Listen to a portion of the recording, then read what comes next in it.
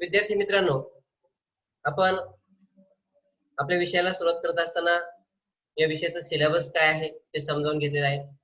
Syllabus थोडासा English मध्ये होता, त्यामुळे काही मुलं थोडीशी कन्फ्युज झालेली आहे की आता हा विषय पूर्णपणे इंग्लिश मध्ये शिकायचा आहे की काय. परंतु मूळ किंवा बेस जो आहे, ओरिजिन आहे, ते इंग्लिश मध्ये असतं आणि त्याचं ट्रान्सलेशन रिजन लँग्वेज जे आहेत, मग मराठी असेल किंवा इतर स्टेट्सची लँग्वेजेस असतील, ते व्हर्जन असतं फक्त इतर लँग्वेजचं.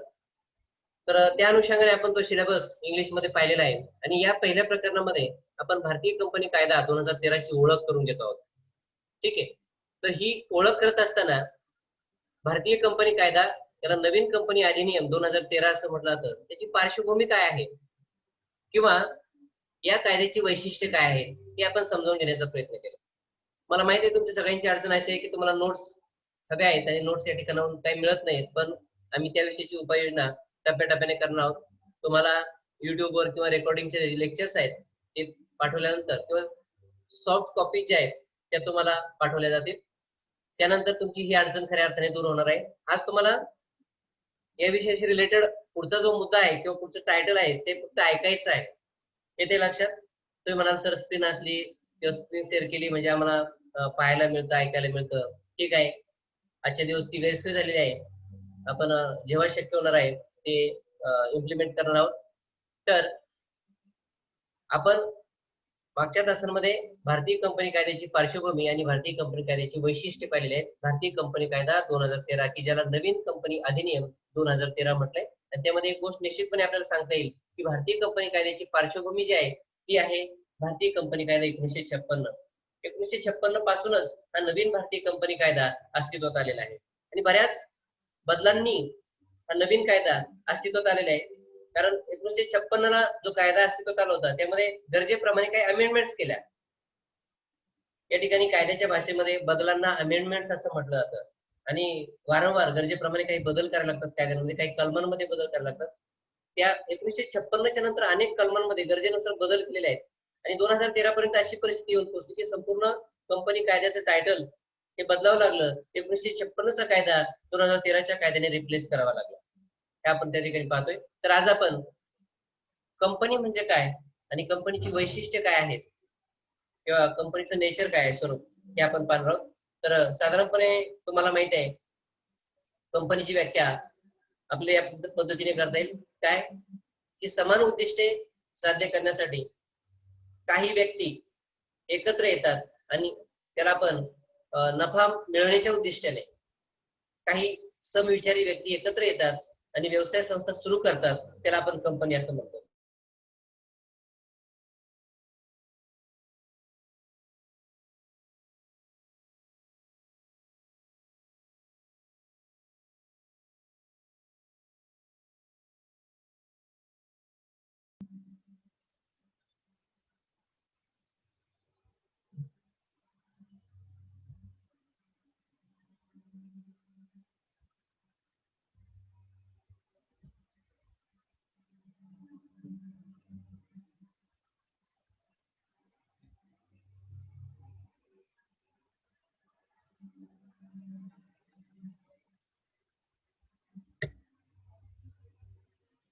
Hello hello, yes sir. हा येतोय बेटा? हो प्रॉब्लेम होतोय कोणता? ठीक आहे, आज खूप अडचणी आल्यात आपल्याला. ठीक आहे, आपण त्या ओव्हरकम करूयात. आपण कंपनीची व्याख्या जी आहे ती समजावून घेण्याचा प्रयत्न करत आहोत. मी आता सांगितल्याप्रमाणे समान उद्दिष्टे साध्य करण्यासाठी किंवा नफ्याचं उद्दिष्ट साध्य करण्यासाठी काही व्यक्ती समूहाने एकत्र येतात आणि व्यवसाय संस्था सुरू करतात, त्याला कंपनी असं आपण म्हणतो. इथे आणखी एक व्याख्या देण्याचा प्रयत्न केलेला आहे ती अशी आहे की ज्या संस्थेची निर्मिती कृत्रिम व्यक्ती म्हणून होत असते,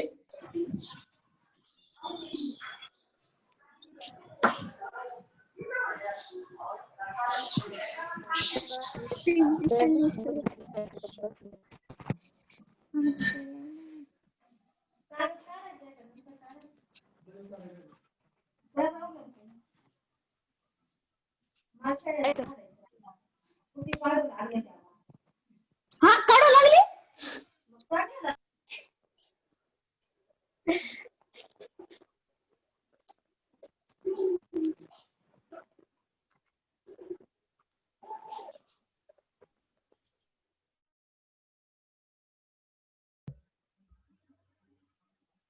आवाज येतो बेटा आता Simran? Hello hello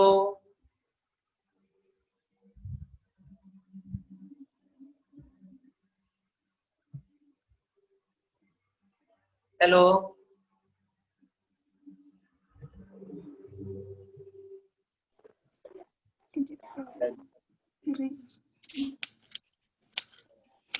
connection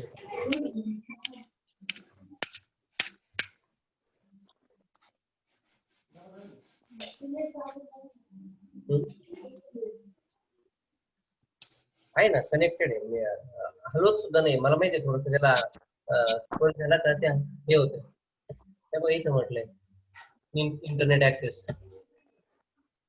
hello hello yes sir. आवाज येतोय? आवाज येतोय सर आता. कनेक्शनचा सारखा प्रॉब्लेम होतो मित्रांनो आज. ठीक आहे, हाय ओके. मित्रांनो, कंपनीची व्याख्या आपण समजावून घेण्याचा प्रयत्न केला. तर यामध्ये मी अगोदरच सांगितलं की समान उद्दिष्टांची पूर्तता करण्यासाठी किंवा नफ्याचं उद्दिष्ट साध्य करण्यासाठी काही व्यक्ती एकत्र येतात आणि व्यवसाय संस्थेची निर्मिती करतात. त्याला कंपनी असं म्हटलेलं आहे. त्यानिमित्ताने दुसरी व्याख्या मी तुम्हाला या ठिकाणी सांगत होतो. दुसरी व्याख्या अशी आहे, ज्या संघटनेची निर्मिती कृत्रिम व्यक्ती म्हणून झालेली आहे, त्यानंतर तिला कायद्याने स्वतंत्र अस्तित्व निर्माण करून दिलेलं असतं आणि जिच्यासाठी स्वतंत्र मुद्रेचा वापर केलेला असतो. मुद्रा म्हणजे चिन्हांकन, खूण असलेली मुद्रा. अशा संस्थेला कंपनी असं म्हटलं जातं. तात्पर्य काय आहे की ज्या कंपनीची किंवा ज्या संस्थेची निर्मिती एक कृत्रिम व्यक्ती म्हणून झालेली असते, म्हणजे एका व्यक्तीचे अधिकार, संपूर्ण अधिकार त्या कंपनीला प्राप्त झालेले असतात आणि त्यामुळे कंपनी तिच्या नावाने व्यवहार करू शकते. म्हणजे प्रत्येक व्यवहारामध्ये कंपनीला आपलं नाव समाविष्ट करण्याचा अधिकार असतो आणि कंपनीच्या प्रत्येक कागदपत्रावर कंपनीचं नाव आणि नाममुद्रा छापलेली असते. तात्पर्य काय आहे की चिरंतन अस्तित्व असलेली एक स्वतंत्र व्यक्तिमत्व आणि कृत्रिम व्यक्तिमत्व प्रदान झालेली स्वतःची नाममुद्रा असलेली संस्था म्हणजे कंपनी होय. बरोबर? तर त्या संदर्भात विशिष्ट कायद्याने स्थापन झालेली आणि कंपनी कायद्याअंतर्गत नोंदवलेली संस्था म्हणजे कंपनी असं आपल्याला त्या ठिकाणी सांगता येईल. आज आपण या ठिकाणी कंपनीची वैशिष्ट्ये जी आहेत ना, ती वैशिष्ट्ये प्रामुख्याने अभ्यासणार आहोत. त्यामध्ये पहिलं वैशिष्ट्य आहे कंपनीचं, नोंदविलेली ऐच्छिक संस्था. बघा, जो समूह एकत्र येतो, जे लोक एकत्र येतात कंपनीची स्थापना करण्यासाठी, ते काही बळजबरीने किंवा सक्तीने आलेले नसतात. त्यांना कोणी बळजबरी केलेली नसते की तुम्ही एकत्र या आणि कंपनीची स्थापना करा.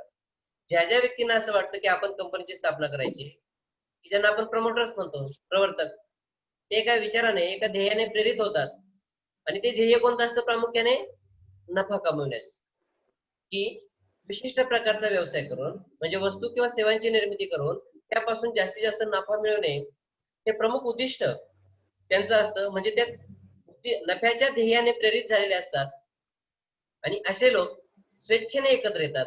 त्यांना कोणीही त्या ठिकाणी अगदी बळजबरीने एकत्र आणत नाही. स्वेच्छेने काय एकत्र येतात? तर सगळ्यात महत्वाचं प्रेरणा त्यांची नफा मिळवण्यासाठी. म्हणजे कंपनी ही संस्था जी आहे ती स्वेच्छेने एकत्र आलेल्या लोकांचा समुदाय असतो. येते लक्षात? पहिलं वैशिष्ट्य म्हणजे नोंदवलेली ऐच्छिक संघटना. आणि या कंपनीची नोंदणी होते रीतसर. नोंदणी कुठे होते? कंपनीचा नोंदणी अधिकारी जो आहे त्याच्याकडे स्वतंत्रपणे कागदपत्रांची पूर्तता करून, म्हणजे कंपनीच्या स्थापनेसाठी जी जी कागदपत्र, दस्तऐवज म्हणतो आपण त्याला कायद्याच्या भाषेमध्ये, तो दस्तऐवज निर्माण करून त्या दस्तऐवजाची नोंदणी अधिकाऱ्याकडे केली जाते. मग त्यामध्ये कोणती दस्तऐवज आहेत? कोण सांगू शकेल मला? कंपनीची स्थापना किंवा निर्मिती करण्यासाठी महत्वाची दस्तऐवज जी असतात ती कोणती असतात? येस, माहिती पत्रक. माहिती पत्रक हे भागांच्या विक्रीसाठी प्रसिद्ध केलेलं असतं. माहिती येस येस नोंदणी प्रमाणपत्र. नोंदणी प्रमाणपत्र हे सगळ्या कायदेशीर बाबींची पूर्तता झाल्यानंतर कंपनीला मिळतं. ते कंपनी सादर करत नाही, कंपनीला मिळतं नोंदणी अधिकाऱ्याकडून. मग आता माहिती पत्रक संपलं. सर नोंदणीचं प्रमाणपत्र संपलं, कोणती महत्वाची दस्तऐवज राहिली? घटनापत्रक पत्रक आणि नियमावली. Very good, very good. कंपनीचे घटनापत्रक आणि नियमावली. तर त्यामध्ये ही जी 2 दस्तऐवज आहेत, ही कंपनीच्या आयुष्यामध्ये सगळ्यात महत्वाची दस्तऐवज आहेत. म्हणजे कंपनीची स्थापना करण्यासाठी घटनापत्रक आणि नियमावलीची निर्मिती करावीच लागते. आता हे खासगी कंपनीच्या बाबतीत आणि सार्वजनिक कंपनीच्या बाबतीत थोडेसे नियम वेगळे आहेत, ते आपण त्या वेळेला पाहूया. आपण कंपनीचे प्रकार जेव्हा अभ्यास करत आहोत ना, तर त्यावेळेला खासगी कंपनीच्याच बाबतीत नियमावलीची आवश्यकता असते आणि सार्वजनिक कंपनीच्या बाबतीत नियमावलीची आवश्यकता असतेच असे नाही. पण सार्वजनिक कंपनीला नियमावली असावी लागत नाही असा नियम नाहीये, असावी लागते. जर सार्वजनिक कंपनीने स्वतःची नियमावली तयार केली नाही तर कंपनी कायद्यातील परिशिष्ट अ मधील सगळे नियम सार्वजनिक कंपनीला लागू होतात. म्हणजे बघा, जर समजा सार्वजनिक कंपनीने स्वतःची नियमावली तयार केली नाही तर कंपनीला परिशिष्ट अ कंपनी कायद्यातील त्या परिशिष्ट अ मधील नियम लागू होतात. म्हणजे बघा, घटनापत्रक आणि नियमावली हे कंपन्यांच्या अस्तित्वासाठी किंवा निर्माण करण्यासाठी, निर्मितीसाठी अतिशय महत्वाची दस्तऐवज असतात. आणि त्यातलं आता पहिलं जे होतं घटनापत्रक, म्हणजे त्याला आपण कंपनीची घटना असंच म्हणतो, बरोबर ना? आणि घटनेमध्ये 6 कलम नोंदवलेले असतात. नाव कलम, पत्ता कलम, उद्दिष्ट कलम, संघटन कलम, भांडवल कलम अँड सो बरोबर. असे 6 कलम असतात आणि या 6 कलमांमध्ये दीर्घकाळाचा विचार करून किती भांडवल लागणार आहे, कंपनीचं नाव काय असणार आहे, कंपनीचा पत्ता कुठे आहे, कंपनीमध्ये संघटन रचना कशी केली जाणार आहे, ह्या सगळ्या बाबींची माहिती दिलेली असते. याचा अर्थ काय, कंपनीची स्थापना करण्यासाठी किंवा नोंदणी करण्यासाठी 2 प्रमुख दस्तऐवज लागतात, घटनापत्रक आणि नियमावली. या कागदपत्रांची निर्मिती करून त्यांची नोंदणी अधिकाऱ्याकडे नोंद केली जाते. याचा अर्थ काय, की कंपनी ही नोंदविलेली ऐच्छिक संघटना आहे. कारण या कागदपत्रांची नोंद, घटनापत्रक आणि नियमावलीची नोंद नोंदणी अधिकाऱ्याकडे केली जाते. म्हणून कंपनीला नोंदणीकृत ऐच्छिक संघटना असं त्या ठिकाणी आपल्याला म्हणता येतं. दुसरं वैशिष्ट्य आहे स्वतंत्र कायदेशीर अस्तित्व. बघा, जेव्हा घटनापत्रक निर्माण केलं जातं तेव्हा त्या घटनापत्रकावर घटनापत्रकामध्ये कंपनीचं नाव काय असणार आहे, घटनापत्रकावर सह्या करणारे जे मेंबर्स आहेत त्यांची नावं स्पष्ट झालेली असतात. त्यानंतर भांडवल किती असणार आहे हे स्पष्ट केलेलं असतं. आणि या सगळ्या बाबींची पूर्तता केल्यानंतर कंपनीची नोंदणी झाल्यानंतर कंपनी एका स्वतंत्र नावाने निर्माण होते. कंपनीला एक स्वतंत्र स्पेसिफिक नाव दिलं जातं आणि त्या नावामुळे कंपनीचं स्वतंत्र कायदेशीर अस्तित्व निर्माण होतं. कारण कंपनीची एकदा नोंदणी झाल्यानंतर जे काही कंपनी मार्फत व्यवहार केले जातात त्या सगळ्या व्यवहारांमध्ये कंपनीच्या नावाचाच वापर केला जातो. म्हणून कंपनीला स्वतंत्र कायदेशीर अस्तित्व नोंदणीमुळे मिळत असतं. किंवा आपण त्याला पर्यायी शब्द वापरू शकतो, कृत्रिम व्यक्तिमत्व. म्हणजे कंपनीला नाव दिलं जातं, त्या कंपनीच्या नावाने कंपनी ओळखली जाते. याचा अर्थ काय, की कंपनी हे कृत्रिम व्यक्तिमत्व आहे असं संबोधलं जातं. कंपनी स्वतः व्यवहार करू शकत नाही, त्यासाठी संचालक मंडळ असतील किंवा व्यवस्थापक असेल त्यांची नियुक्ती केली जाते. मात्र संचालक किंवा व्यवस्थापक आपल्या स्वतःच्या नावाने कंपनीचा व्यवहार करू शकत नाही. तर कंपनीचा व्यवहार हा फक्त आणि फक्त कंपनीच्या नावानेच केला जातो.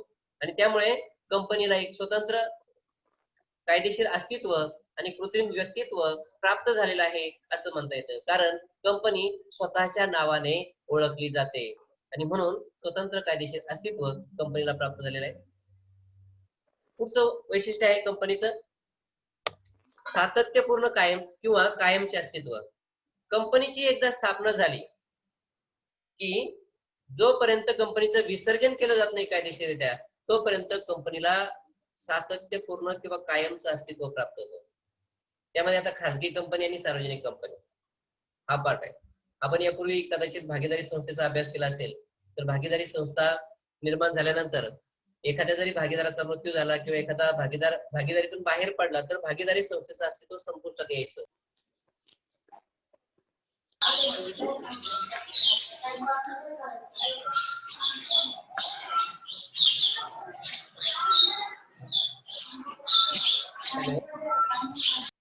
हॅलो. Yes sir. अरे कनेक्शनचा खूप प्रॉब्लेम होतोय आज. ठीक आहे, आवाज येत नाही.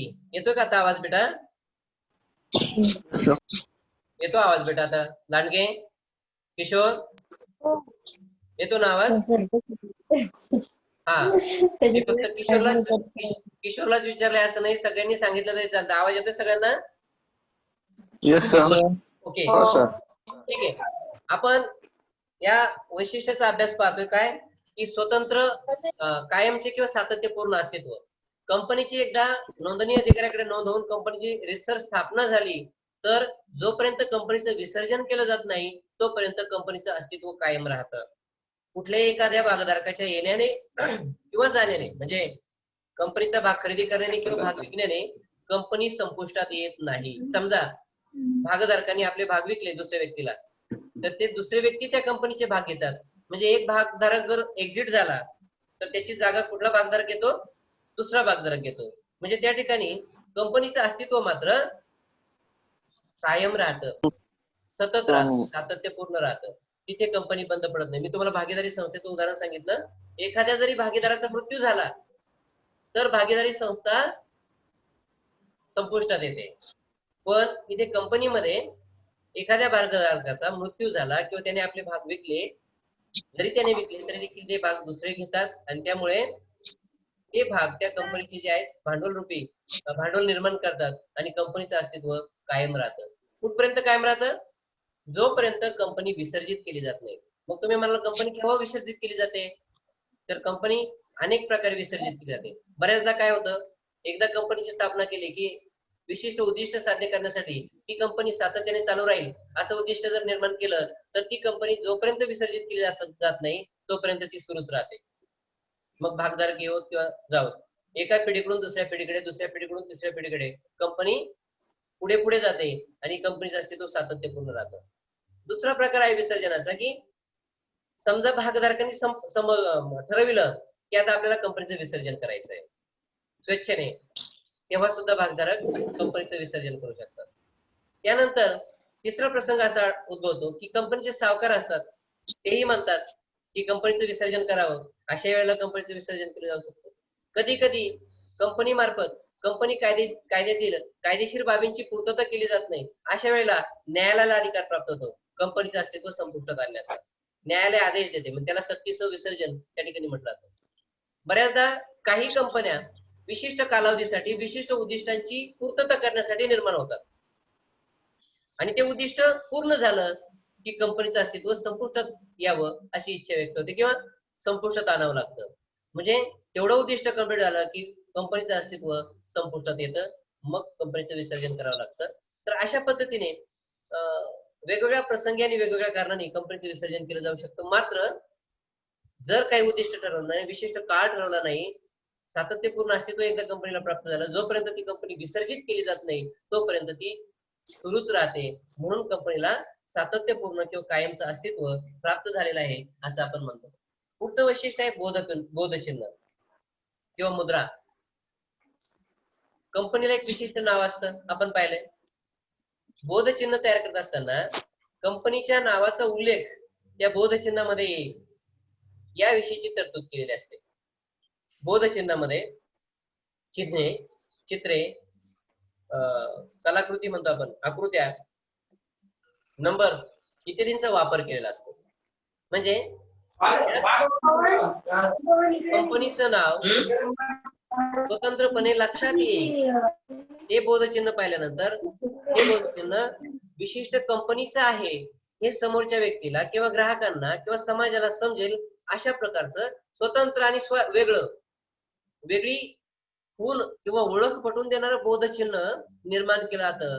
तुम्ही अनेक बोधचिन्ह आतापर्यंत पाहिले असेल, किर्लोस्कर असेल, गोदरेज असेल, या कंपन्यांची बोधचिन्ह जे आहेत ती तुम्ही पाहिलेली आहेत. याचा अर्थ काय की आपण ती चिन्ह पाहिलं की संबंधित वस्तू या कंपनीची आहे, म्हणजे कंपनीचं नाव स्वतंत्रपणे वाचण्याची तुम्हाला गरज निर्माण होत नाही. आणि यासाठी कंपनीच्या प्रत्येक कागदपत्रावर, डॉक्युमेंटवर कंपनीचं बोधचिन्ह छापलेलं असतं नावासोबत.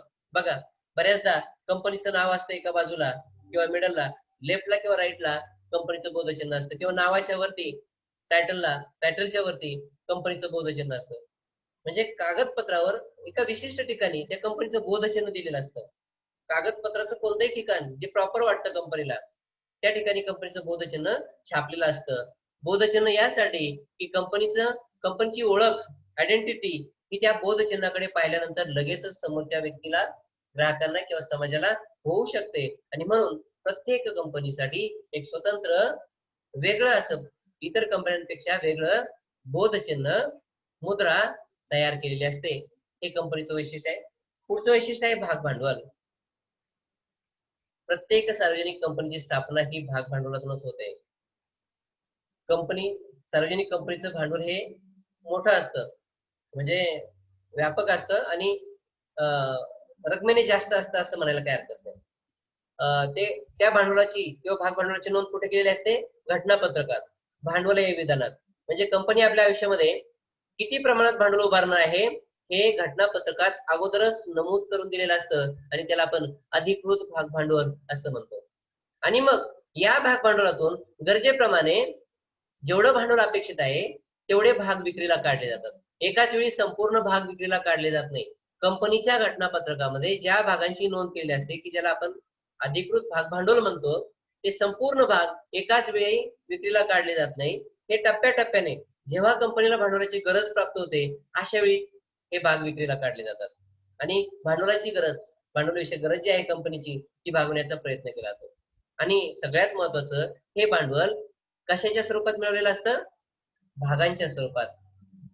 अनेक भाग त्यासाठी विक्रीस काढले जातात. आणि मग तुम्ही सांगितलं की माहिती पत्रक, जेव्हा कंपनीला भाग विक्रीस काढायचे असतात तेव्हा त्या भागांची माहिती समाजाला कळावी, समजावी किंवा समाजाला आवाहन करता यावं यासाठी माहिती पत्रक प्रसिद्ध केलं जातं आणि मग भागांची विक्री केली जाते.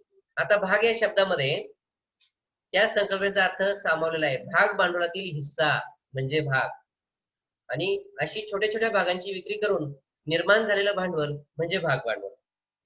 सोपी व्याख्या आहे भागांची किंवा भाग भांडवलाची.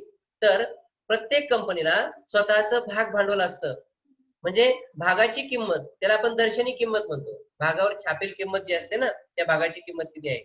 प्रत्येक भागाची दर्शनी किंमत ही कमी असते तुलनेत, भाग भांडवलाच्या तुलनेत. त्यामुळे समाजातील प्रत्येक घटक, सर्वसामान्य लोक कंपनीच्या भागांची खरेदी करू शकतात आणि ते कंपनीचे मालक बनवू शकतात. त्यामुळे भाग भांडवल विकून किंवा भागांची विक्री करून मोठ्या प्रमाणात भांडवलाची निर्मिती करता येते. कारण हे भाग समाजातील कोणत्याही प्रकारचं उत्पन्न गट असलेल्या लोकांना खरेदी करता येतात. असं नाही की ज्यांच्याकडे खूप पैसा आहे असेच लोक भांडवलाची भागांची खरेदी करू शकतील. अर्थात काही इन्स्टिट्यूट्स आहेत, ज्या कंपन्या आहेत किंवा जे भांडवलदार लोक आहेत ते जास्त प्रमाणात भागांची खरेदी करू शकतात. पण सर्वसामान्य जनता सुद्धा आपल्या आर्थिक कुवतीनुसार भागांची खरेदी करू शकतात आणि कंपनीचा मालक बनू शकतात. म्हणजे एकटाच मालक नाही बरं का, मालकांपैकी असलेला एक, त्याला भागधारक असं त्या ठिकाणी म्हटलं जातं. म्हणजे भागधारक असे अनेक भागधारक असतात, अनेक मालक असतात. आणि मग त्यांची मालकी कशी सिद्ध होते? त्यांनी जितक्या रकमेचे भाग खरेदी केलेले आहेत तेवढा मालकी हक्क त्या व्यक्तीला कंपनीमध्ये सांगता येतो किंवा दर्शवता येतो. तात्पर्य काय आहे की कंपनीला भांडवलाची उपलब्धता करण्यासाठी मोठ्या प्रमाणात भागांची विक्री करता येते आणि त्यातून प्रचंड भांडवल त्या ठिकाणी निर्माण होतं. आणि समजा एखाद्या व्यक्तीने भाग विकले आणि तेच भाग दुसऱ्या व्यक्तीने खरेदी केलेले, तर कंपनीवर तसा काही प्रभाव पडत नाही. कंपनीचं भांडवल जे आहे कंपनीला आवश्यक असलेलं ते प्राप्त होतं. आणि बऱ्याचदा काय होतंय, बऱ्याचदा म्हणजे जवळपास बहुतेक वेळा कंपन्या आपल्या भागांची खरेदी विक्री करण्यासाठी आपल्या भागांची नोंद कुठे करतात? भाग बाजारात. तुम्ही पाहता BSE, बॉम्बे स्टॉक एक्सचेंज, त्याला भाग बाजार म्हणतात. मुंबईचा भाग बाजार देशाच्या 4 प्रमुख भागांमध्ये, प्रदेशांमध्ये, पूर्व, पश्चिम, उत्तर, दक्षिण, मद्रास, त्यानंतर कलकत्ता, दिल्ली आणि मुंबई अशा 4 ठिकाणी महत्वाचे भाग बाजार आहेत. आणि अशा भाग बाजारांच्या आजूबाजूला त्या प्रदेशांमध्ये आणखी काही भाग बाजार आहेत की ज्या भाग बाजारांतून भागांची भागांची विक्री करून कंपनीला भांडवलाची निर्मिती करता येते. म्हणून हे वैशिष्ट्य, बाळांनो बोलू नका बाकीचा प्लीज. तर प्रत्येक कंपनीला भाग भांडवल असतं असं आपल्याला त्या ठिकाणी म्हणायचं आहे. त्यानंतर पुढचं वैशिष्ट्य आहे, भागधारक हे सभासद असतात किंवा भागधारक हेच सभासद. आता भागधारक म्हणजे काय आणि सभासद म्हणजे काय हे आपल्याला पहिल्यांदा समजावून घ्यावं लागणार आहे. भागधारक म्हणजे काय, कोण सांगेल मला? येस, भागधारक कशाला म्हणतात? संदीप,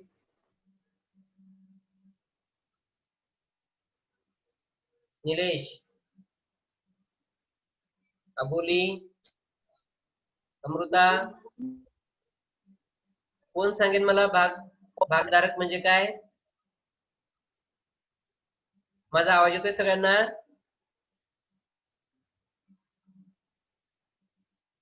माझा आवाज येतोय सगळ्यांना? हॅलो.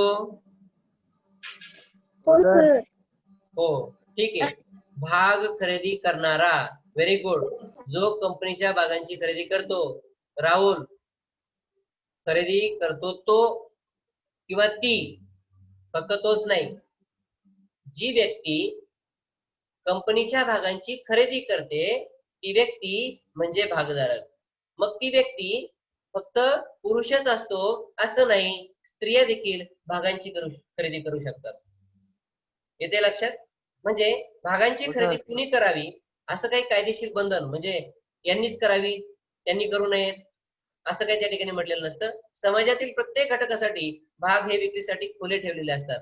भाग विक्रीसाठी सगळ्यांना आवाहन केलेलं असतं आणि त्यामुळे जे लोक कंपनीचे भाग खरेदी करतात त्यांना भागधारक असे म्हणतात. बरोबर? मग आता मला सांगा सभासद म्हणजे काय? यस, मेसेज केला तरी चालेल. सभासद म्हणजे काय?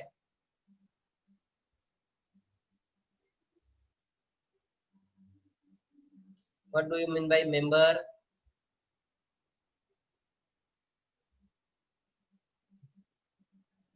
सांगताय मला? सभासद म्हणजे काय सांगा ना. जो कंपनीचा सभासद असतो तो त्याला सभासद असे म्हणतात. हॅलो, अरे कुणी बोलत का नाही? सुरकने, आरती, हॅलो हॅलो, आवाज येत नाही. आवाज येत नाही. ओके, सभासद म्हणजे भागधारक. हा, काम पाहणाऱ्या व्यक्तीस सभासद म्हणतात असं पण उत्तर दिलंय. अजून राहुल, येस. आणखी कोणाचं काय मत आहे? ज्ञानेश्वरी, हॅलो, आवाज येत नाही. आवाज येत नाही. थोडासा इंटरनेटचा इश्यू आहे बेटा आज. मेसेज केला तरी चालतो, चॅट बॉक्स मध्ये तुम्ही लिहिलं तरी चालेल. सभासद कुणाला म्हणतात? 2 मुलांनी उत्तर दिलंय. जे कंपनीचं कामकाज पाहतात त्यांना सभासद म्हणतात आणि एका मुलाने उत्तर दिलंय सभासद म्हणजे भागधारक. येस, सभासद हे भागधारक असतात पण सगळेच भागधारक हे कंपनीचे सभासद असतातच असं नाही. म्हणजे भागधारक म्हणजे सभासद हे जे सूत्र आहे ते 50% बरोबर आहे पण सगळेच भागधारक सभासद असतातच असं नाही. मग कसं काय काय सांगता येईल आपल्याला त्या संदर्भात? सभासद म्हणजे काय, भागधारक म्हणजे काय, त्यातला प्रमुख फरक, मूळ फरक एकच फरक सांगितला तरी चालेल. येस,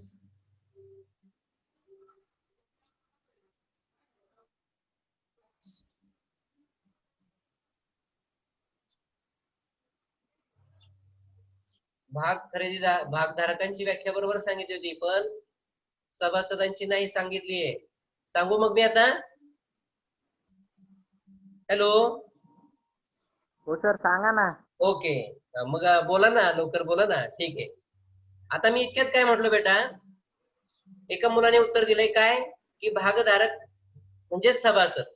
ओके, सभासद समहक्क भाग समहक्क. ठीक आहे, प्रयत्न चांगला आहे पण समहक्क भागधारक असोत किंवा अग्रहक्क भागधारक असोत या सगळ्यांच्या बाबतीत सभासद ही संकल्पना लागू होते. आता मी सांगतो. मी जस्ट काय म्हटलंय की एका विद्यार्थी मित्राने उत्तर दिलंय सभासद म्हणजे भागधारक. बरोबर शुभम? पण सगळेच भागधारक हे कंपनीचे सभासद असतातच असे नाही, परंतु सगळेच सभासद हे कंपनीचे भागधारक असतातच. Getting it? नाही समजलं मी सांगतो. भागधारकांमधून ज्या सभासद भागधारकांची नोंद सभासद नोंदणी पुस्तकात होते त्यांना सभासद असे म्हणतात.